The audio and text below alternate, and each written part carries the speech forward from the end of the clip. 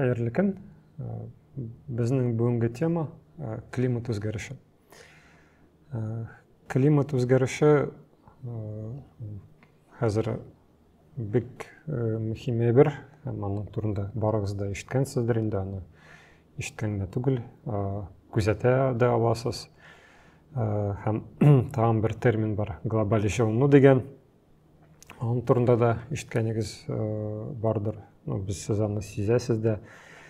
Глобаль җылыну гына түгел, хәзер күбрәк без климат үзгәреше дибез. Нишләп? Чөнки җылынудан башка тагын бик күп факторлар да үзгәрә. Һәм кайсыдыр җирдә анда температура зурайса, кайсыдыр җирдә кимергә дә мөмкин. Һәм әле температурадан түгел, безнең яңгырлар, карлар да үзгәрә, төрле климат катаклизмлар да барлыкка килә.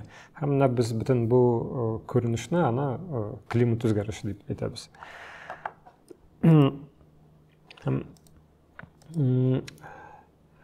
Без аны ничек күзәтә алабыз? Мәсәлән, күбегез белә инде бозлыклар, таудағы бозлыклар, мәсәлән, Аляскада анда Портач дигән ледник бар. Менә фотоларын карый аласыз. 14нче елга фото, бозлык, монда су да юк, күл дә юк. Һәм 2004нче елга фото, шул ук бозлыкның, монда инде бозлык урынына су. Аннан соң бу ландшафт үзгәрүдән башка без моны күрә алабыз төрле хайваннарда, үсемлекләрдә. Әле менә ничәдер бер 20-25 ел элек, бәлки 10 ел элек бездә суфи чикерткәләр бик сирәк очрый иде. Безнең якта, Татарстанда. Чөнки алар күбрәк җылы якларда яшиләр. Хәзер соңгы елларда без аны еш очратабыз. Безнең дә Казанда да, бакчаларда, дачаларда. Аннан соң бу бөҗәкләр, тагын индер бездәге күбрәк төн якта яши торган хайваннар алар. Төн якка китә, бездә калмый, үсемлекләр составы үзгәрә. Климаттарның мониторинг үткәрелә. Һәм соңгы 100 елда безнең мониторинг буенча уртача температура җирнең 0.89 градуска күтәрелде. 1 градус диярлек. Карасак, 1 градус күп түгел дә диярлек. Анда, мәсәлән, 24 градусмы, 25 градусмы без аны сизмибез. Ләкин биосфераны карасак, һәм экосистемаларга карасак, 1 градус бик нык йогынты ясый. Һәм менә шу без күргән үзгәрешләр, 1 градус менә үзгәрү шундый зур үзгәрешләргә китерә. Бу климат үзгәреше, глобаль җылылык ничек барлыкка килә? Без беләбез, климат ул җир барлыкка килгәннән бирле климат гел үзгәреп тора. Мәсәлән, ничәдер миллион яшә, йөзләгән миллион ел элек бездә монда динозаврлар да яшәгән, башка тропик хайваннар яшәгән. Ләкин хәзер бездә салкынрак, тагын бозлык периодлары да булган, кайчандыр бездә тагын да салкынрак булган. Чөнки ул менә шул циклик процесс, кайчандыр температура күтәрелә, кайчандыр ул температура түбәнәя. Һәм нинди факторлар йогынты ясый бу климатның үзгәреше? Монда табигый факторлар да бар, һәм антропоген, хәзерге вакытта антропоген сәбәпләр дә бар. Табигый факторлар нинди? Ул кояшның активлыгы. Кояш безнең аның төрле периодлары бар, кайсы вакытта ул активлы зурая, кайсы вакытта кими, ул да безгә бик нык йогынты ясый. Анан соң вулканнар. Мәсәлән, кайбер вулканнар атуы, ул бик нык йогынты ясый. Без 1500 ел тирәсе элек Индонезия тирәсендә Кракатау дигән вулкан аткан. Бик нык йогынты ясый бу вулкан. Ничә анда 1000-2000 ел җирнең температурасы кимә, чөнки бу вулканнан чыккан газлар, аннан соң алар кояш нурларын каплый. Тагын җирнең орбиталь хәрәкәтендә үзгәрүе, ул климат үзгәрешенә йогынты ясый һәм тектоник хәрәкәтләр аларда йогынты ясый. Һәм менә соңгы 100 елда тагын бик нык зур йогынты ясый башлады, ул антропоген фактор. Антропоген фактор ничек йогынты ясый? Сезнең барыгызның да ишеткәнегез бар, парник эффект дигән бер парниковый эффект. Без аны хәзер күзәтә алабыз. Һәм менә иң зур йогынты климат үзгәрешенә антропоген йогынты ул парник эффекты. Нәрсә ул парник эффекты? Парниклар була, теплицалар була. Теплицада без җылылык кулланабыз, парникта җылылык кулланмыйбыз, ләкин парникта да җылылык кулланмасак та җылы була. Мәсәлән, урамда 20 градус, парник эчендә 30 градус була. Бернинди җылылыксыз. Ни өчен? Кояш нурлары ул җирне җылыта. Һәм монда иң зур йогынты инфракызыл нурлар йогынты ясый. Инфракызыл дулкыннар. Һәм шушы инфракызыл дулкыннар җирне җылытып, җир үзенең җылылыгын бирә. Монда җир җылылыгын биргәндә дулкыннар үзгәрә. Парник аша, анда тәрәзәме, анда полиэтилен нәрсә. Бу инфракызыл кояшның инфракызыл нурлары җиңел үтә. Ләкин аннан соң җир җылынып, менә бу кире биргән дулкыннар, алар тәрәзә аша чыга алмый, начар чыга. Чөнки аларның дулкыннары үзгәргән, монда озынрак дулкыннар. Һәм менә шулай җылылык керә, тулысынча чыга алмый, кала, шуңа күрә парникта җылы була. Җылылык кулланмасак та. Анда без парник эффектын күрә алабыз, мәсәлән, элементар хәзер җәйкене машиналарда. Машинаны ябык калдырсак, анда 5-10 минутка да кояшлы көн булса, менә бүген бик эссе түгел көн, ләкин машинаны ябык калдырсаң 1 минутка эссе була. Менә шул парник эффект, тәрәзәдән керә бу нурлар, машина җылына һәм нурлар китә чыга алмый, шунда кала, температура үзгәрә. Менә безнең атмосфера ул нәкъ шулай парник рәвешендә эшли. Анда булган газлар кояш нурларын кертә, ләкин җир үзенең җылылыгын биргәч, алар чыгып китә алмый, шуңа күрә безнең шулай җылылык итеп кара. Ул җирдәге хайваннар, үсемләр өчен һәм гомумән бөтен җан барлыгы өчен бик зур йогынты ясый, чөнки мондай бына табигый парник эффекты булмаса, безнең җир бик тиз суыныр иде. Кояш нурлары җылыта җирне һәм шул ук җылылык кире китәр иде. Ләкин безнең атмосфера булгач, һәм ул атмосфераның парник кебек булгач, җылылык кала. Төнне безнең кояш булмаса да суынып өлгерми. Һава, чөнки җылылык чыгып бетми. Монда нинди газлар йогынты ясый?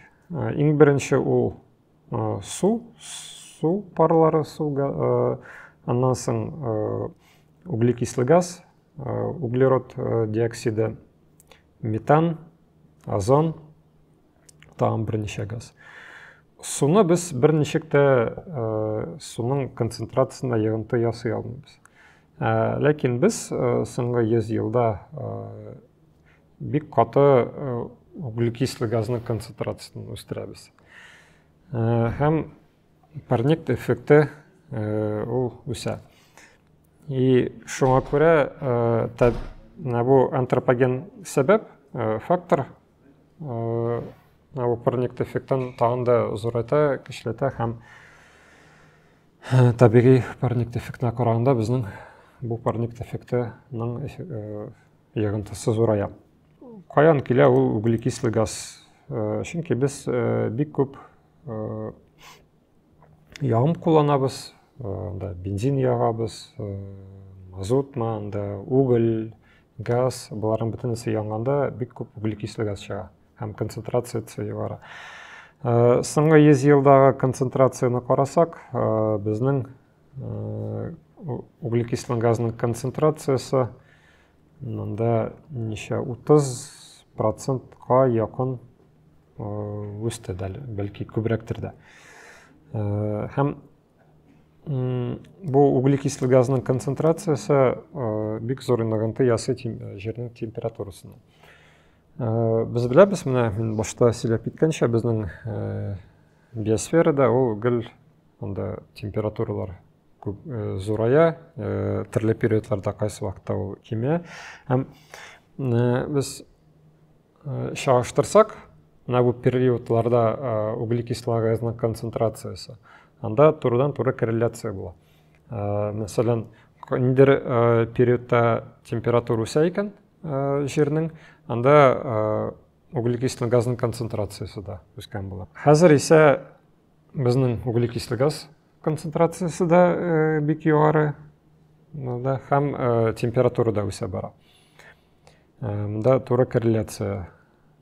Бір біз сіздің бір сұрау туғала, нешек әлеке периодларда углекислый газдың концентрациясын нешек біз текшіре алабыз.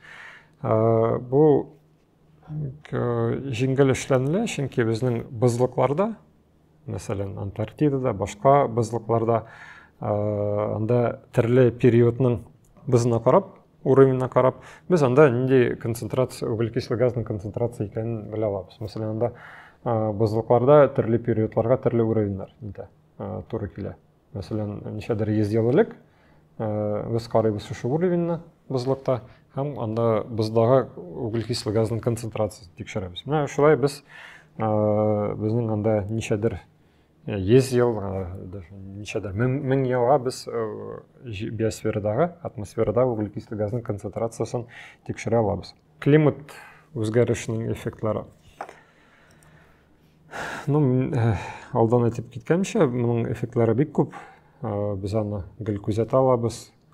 Шул ук мәсәлән, хәзер бу көннәрдә генә ялгышмасам, Европада, тагын ниндидер илләрдә бик каты су басуы була. Наводнение дибез. Безнең илдә дә еш була. Шул бер йогынты. Аннан соң океанның биеклеге күтәрелә. Кайсыдыр жерләрдә анда су баса, кайсыдыр илләрдә, кайсыдыр урыннарда анда кырылык була. Мәсәлән, бездә быелны ул хайранлы кырылык булды. Аннан соң барыгыз да хәтерлисез 2010 елның кырылыгы. Мәсәлән, мин бала чакта андай кырылыкларны хәтерләмим, безнең якта була. Ул бездә аннан соң тагын бер үзгәреш, ул хайваннарның, үсемлекләрнең үзгәреше, экосистемалар үзгәрә, биотирлек үзгәрә, бик зур йогынты. Тагын социаль, экономик эффектлар да бар. Бу климат үзгәрешенең йогынтысы кайбер күп кенә җирләрдә чиста су җитмәү барлыкка килә. Бу да бик зур социаль йогынты. Экономик йогынты, мәсәлән, климат үзгәрешеннән бездә хәзер электән кышлар салкын була иде, хәзер кыш кына температура гел 0 тирәсендә ул күтәрелә 0-дан һәм 0-дан төшә. Менә шулай зигзаг булып температура. Һәм бу нинди йогынты ясый, юллар тиз бозыла һәм биналар тиз бозыла. Чөнки, мәсәлән, температура қыш күні 0-дан жоғары көтерілі, +1 елда су жиылы. Һәм икенче көнне ул температура төшә, бысқата. Бысқаткач быс киңгәя һәм ел тизрәк бозыла. Шул ук биналар йөгешләнә, икенче көнне катып, ул аннан соң начарая, менә экономик йогынты. Күп йогынтылары. Тагын бер экономик йогынты, мәсәлән, безнең анда тундрада, төньякта юллар ясау бик авыр, и шуңа күрә гадәттә анда кыш көне юлларны кулланалар, зимниклар. Ләкин аның өчен кыш салкын булырга тиеш, кар булырга тиеш. Ләкин кышлар җылынгач, бу кышкы юлларда сыйфаты начарая һәм мәсәлән анда төньякка нәрсәдер илтү, нәрсәдер ташу, транспортировка начарая. Глобаль җылылыкны һәм климат үзгәрешен ничек туктата алабыз? Минем әйтеп киткәнемчә, монда иң зур йогынты ул парник эффекты. Һәм безнең иң беренче максатыбыз ул парник эффектын киметү. Ничек нәрсә эшли алабыз без моның өчен? Монда иң зур йогынты ул җир асты ягулыклар куллану. Бензинмы, бик күп транспорт, аннан соң газ куллану, уголь куллану. Һәм моның бөтенесен якында бик күп углекислый газ чыга. Хәзерге ягулыкны кулланмасак, анда 21 гасырның ахырына температура тагын 1,5, бәлки дә 2 градуска күтәреләчәк. Безнең бу соңгы 100 елда 1 градуска күтәрелә температура, а соңгы бу 100 ел ахырында 2 градуска күтәрелсә, менә нинди тәэсирләр була. 1 градустан нихәлек тәэсир, 2 градуска күтәрелсә тагын да күбрәк тәэсир. Шуңа күрә безнең максат ул менә бу углекислый газның концентрация чыгаруны киметү. Дәүләтләр арасы мөнәсәбәтләр аша эшләнелә. 1992 елны Рио-де-Жанейрода бик зур конференция үткән инде. Анда шушы климат үзгәреше һәм парниковый эффект буенча конвенция кабул ителде. Һәм менә бу конвенция буенча һәр ил ул углекислый газның концентрациясын, углекислый газны чыгаруын киметергә тиеш. Соңгы 15 елда бу конвенция яңартылды Парижда. Анда безнең илдә, башка бөтен илләр, алар һәр алга киткән ил ул углекислый газны чыгаруны киметәчәк без дип максат куйды.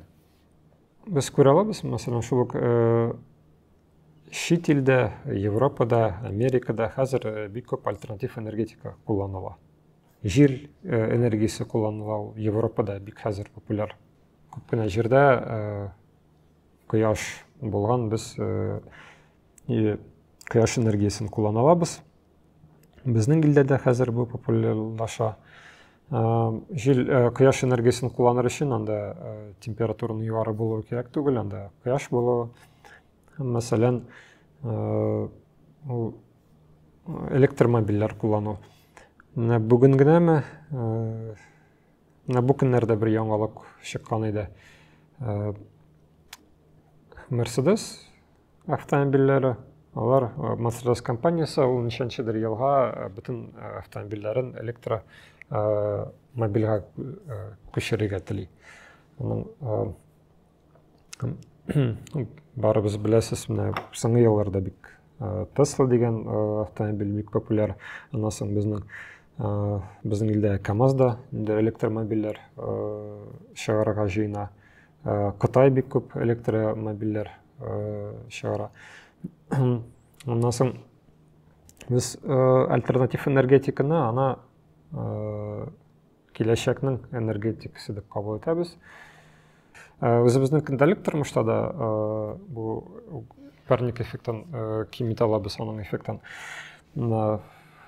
Элементар ол энергияны, электричествоны экономиялау, ондайдыр лампочкалар куллану, андан соң гел сүндіріп тұра, агар да өзібіз қайсыдыр бүлмеден шығабыз екен сүндірге. Андан соң транспортта ері орнына, мәселен, велосипедтер куллана алабыз, еребіз. Ере алабыз. Қайнар суны да, қайнар су кулланыр үшін ол бик көп энергия таләп итә. Мәселен, біз қайнар суны экономияласақ, ол энергия һәм ягулыкны бик каты экономиялар һәм парник эффектына да зур йогынты ясый. Шуңа күрә безнең максатыбыз менә ул моның турында уйлау, үзебезнең кулыбыздан нәрсә килә, шуны эшләү, башкаларга да аңлату, безнең үзебезнең балаларны да киләчәк буыннарга җиткерү, аның турында хәзер экологик тәрбия, экологик мәгариф дигән дә бик актуаль тема. Экологик тәрбия аша бу процессларның мөһимлеге турында җиткерергә тиешбез киләчәк буыннарга. Ул безнең бурычыбыз дип уйлыйм.